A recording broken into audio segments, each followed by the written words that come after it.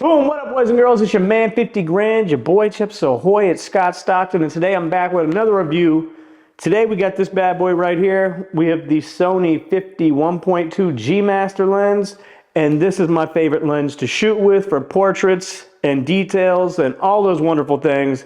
I'm going to tell you about everything that I love about this lens, some about the build quality, everything about it, and why it's my favorite lens. Let's dive in right now.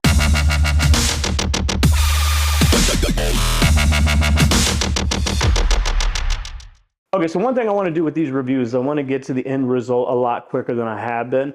If you guys are like me, I know that if I'm looking at a review online and I see that it's like 30, 40, 28 minutes and stuff like that, I'm like, dang, well, where's all the good information? Where's the stuff I care about? Where's the final verdict? All this stuff. And I know you can have chapters, but it's still a pain to have to dive through all those things.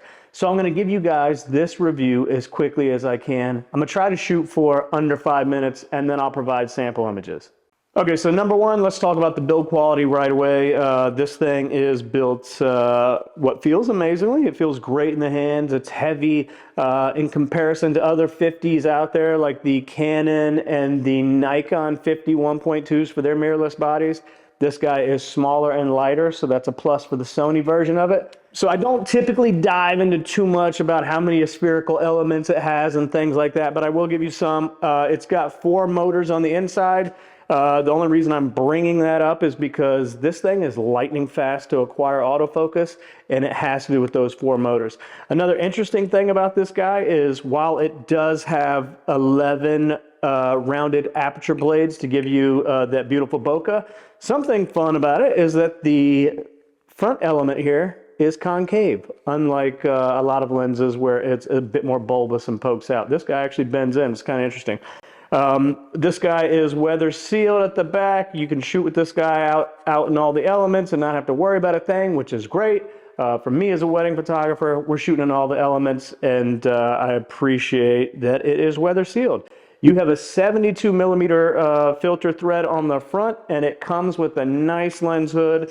This guy's pretty big. It's got a clickable button on it if I can figure this out. Boom, right there. A little buddy button right there, and you can take them off if you want.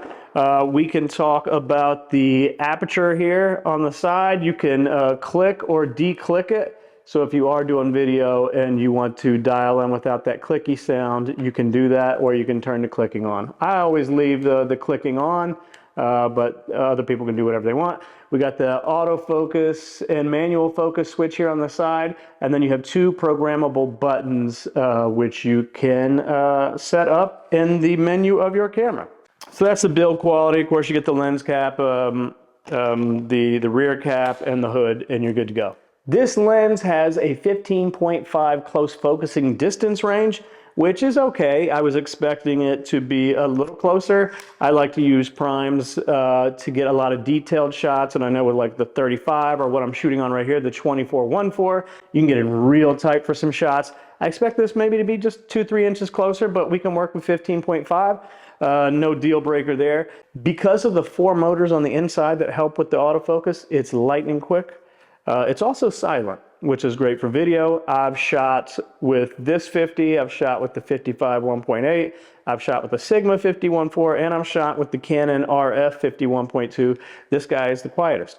Most importantly, when we're talking about a lens review, we have to talk about the sharpness and the bokeh and how the photos render and look. This guy is sharp edge to edge. I'm not doing any graph tests or anything silly like that. I've just used it in the field, and I have shot with folks dead in the center. I put folks on the extreme in the corners. Like I'm always trying to do creative, I'm always trying to have a creative composition when I'm doing a lot of portraits. So I put people all over the frame, and it's always been sharp. The bokeh is amazing. You're shooting at 1.2, so obviously the closer you get to your subject, the more blurred out and beautiful the background's gonna be. The bokeh balls, I'm not gonna do a big deep dive into that. They look round. What more do we need? They look round.